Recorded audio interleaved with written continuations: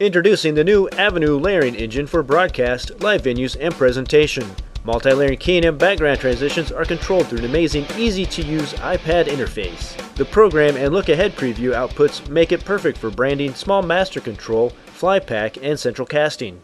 Hello, I'm here at the IBC and I'm talking to Mike Palmer from AP. He's Director for ENPS Design and Integration. That's a bit of a mouthful. So, hello, Mike. Hi there. Now, we're here to talk about the impact of user-generated content on the newsroom and some of the problems that journalists have and how AP and ENPS are helping to solve these problems. So we see a number of issues around the user-generated content and particularly working in social media. The first is social media is, or should be, for most news organizations, an output type, just like broadcast or internet. So being able to produce content for all their channels at the same level is a challenge. If you don't take a look at it that way, then you end up breaking your newsroom up into specific groups, little islands. You may have somebody working on social media and somebody on web and somebody in broadcast. And if a story breaks in one of those areas, how do you make sure that the other platforms aren't disadvantaged? If you don't have a wide view of that, how do you determine which platform it actually makes best editorial and business sense to break that news story on first? So first of all, you need to integrate that into your production process across all of your distribution platforms.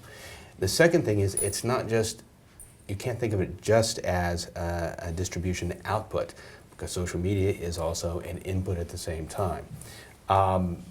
Journalists today, we hear from them constantly about the number of open windows they have on the desktop. They've got something for Twitter, their tweet deck, they've got their Facebook page open, they've got their traditional wires coming in, they've got a content management system they're publishing to over here, and a number of other tools. When news happens, the big challenge they have is actually seeing it. Yeah. What traditional newsroom systems do a fairly good job of aggregating content and then doing alerts so they look at it in one spot. So in a way they could have too much information. Too much information in too many different places. Yeah. So one way to do this is what ENPS does, is try to normalize this input so that it all comes into a single stream through a single user interface. So we're able to alert things on it. And that's important for the journalists because they don't have to remember to look in 5 different interfaces to find that emerging story. The other thing you need to do with social media is really bring it into the production process so that it is associated with a story.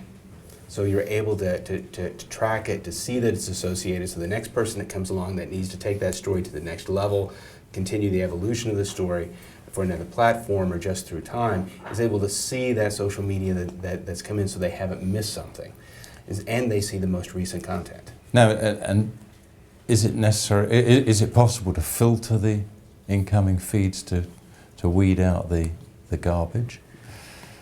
It is, and to one degree or another, and how effective it is up for a lot of discussion. We're aware of some companies that can look at incoming social media and photos, for example, to look for inappropriate content based upon things like skin tone and other things, and being able to throw those into a questionable bucket.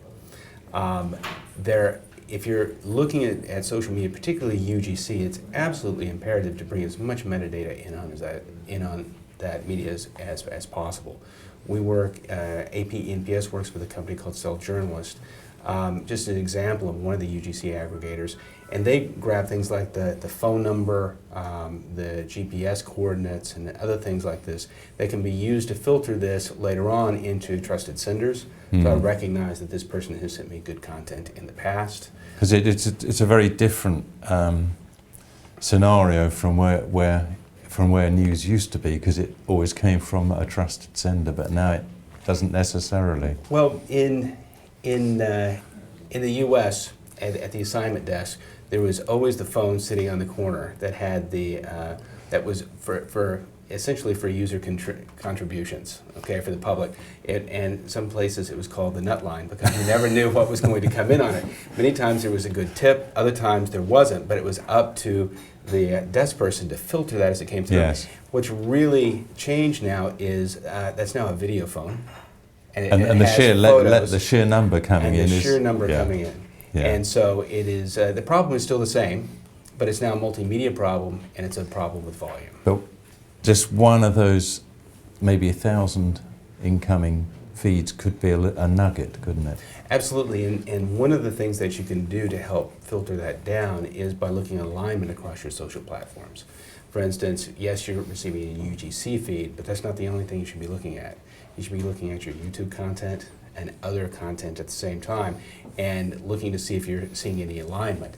If somebody contributed something interesting on YouTube, did it also come in on my UGC channel, something that hasn't made it up to the broader channel? Maybe I need to look at that.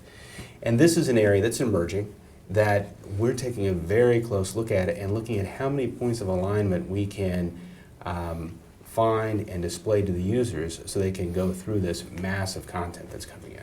And are you closing the loop in that the UGC contributions and the social media interaction with the viewers, do you see that as a loop or are they entirely separate? No, it is a loop, but talk about the production process for a second. It's one thing to see the UGC content come in on something like TweetDeck or Facebook and it looks good on those native interfaces, but the next thing you need to do is get it to your website as fast as possible. You need to get it on air as fast as possible. You need to go ahead and put it back on your Facebook page or retweet it as fast as possible.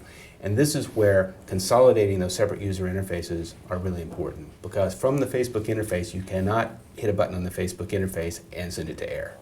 You really need to systems that will bridge those gaps. And something the industry is doing, and we're really proud to play a part of this, is embracing something called MOS redirection. It's part of the MOS group. But this is formatting the media as it comes in, as it's normalized into the production systems. So you can actually do that drag and drop of the Facebook media or the Twitter media or something from a web page and get that directly to your distribution systems immediately without the user having to do a bunch of cut and paste and copy and transcodes on their own workstation. But to answer the rest of your question, yes, you have to close the loop and then retweet that or send it back out on Facebook to engage those people, because those platforms are, in today's world, equally as important as the broadcast channels. Because this is effectively forming a tighter bond between the viewer and the broadcaster, which can only help with revenues. It does, and it's our view that these social groups, the social relationships, are actually a new type of asset that the newsroom needs to deal with. Traditional asset systems have talked about media and text. We take a little bit broader view of that as an asset that anything that has potential future value in the newsroom. And in this new view of things, that includes contacts. Contact also includes their Twitter and Facebook page. It also includes your own outbound Twitter and Facebook pages. And you don't have just one of those. You probably have one of those for every member of your staff, the talent that you have.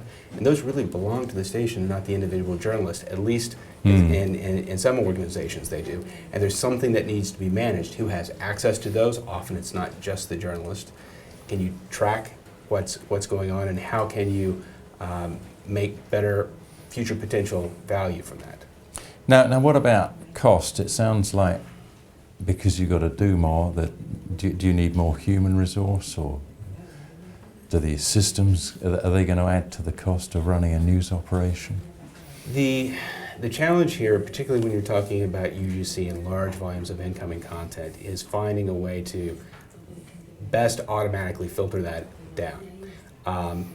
Most people are finding that machines can do a quick cut and throw things into a few bins quickly and efficiently, and they can get some cost benefit from that. But if they try to automate it too much, the cost goes up and the benefit goes down. So you've got to find the sweet spot. You have to find the sweet spot, and if your goal is to get rid of all the people, that's probably not the best goal to go for. Best goal is to look for where the sweet spot is and then balance things out from that. And how are you finding the take-up of these sort of systems? I mean, is it more in national, international news, or more at the local level? We see the take-up in both levels, but particularly in North America and increasingly in Europe, it's at the smallest sites first. The smallest sites probably have the least amount of things of people and equipment to integrate, and so they've been very fast to adopt some of these new workflows into the social engagement. The larger sites want to do this, but oftentimes, just because of their inertia and the number of things that they need to integrate in the standard systems, they've been a little bit slower to do that. And it's something we're trying to help people with. And can you talk a bit about the recent hurricane in the Gulf? Again, just some... As an example? Yeah. As an example, one of our partners, Cell Journalist, is they are a development partner and integration partner with us. They do UGC aggregation. And it was their observation that in the last hurricane, the amount of video coming in from UGC predominated by a large amount over the number of stills. And this was a change. In the past, the predominant number of images or submissions had been stills rather than video. So we're seeing the number and the complexity of the objects going up. And would a news organisation typically store those videos in the same way as they would their own footage? Well, in the archive? What's interesting about that is they probably don't want to store all the raw content, just like they don't want to store raw camera content if they're shooting themselves. So companies like Cell Journalist and others will provide tools that will let you go through and curate that and select the content by automatic means, and then also by some manual means as well. And then that comes back up into the newsroom system as raw content and curated content, and people can use it from there. Right. Well, thank you very much for explaining some of that, Mike. So I think we can see that the newsroom's changed a lot with the advent of the cell phone and the user-generated content coming and providing news to people. And I think we can see that there's solutions coming along in the marketplace that can help broadcasters manage all this huge amounts of content that are coming in from the public. So thanks very much, Mike. Thank you.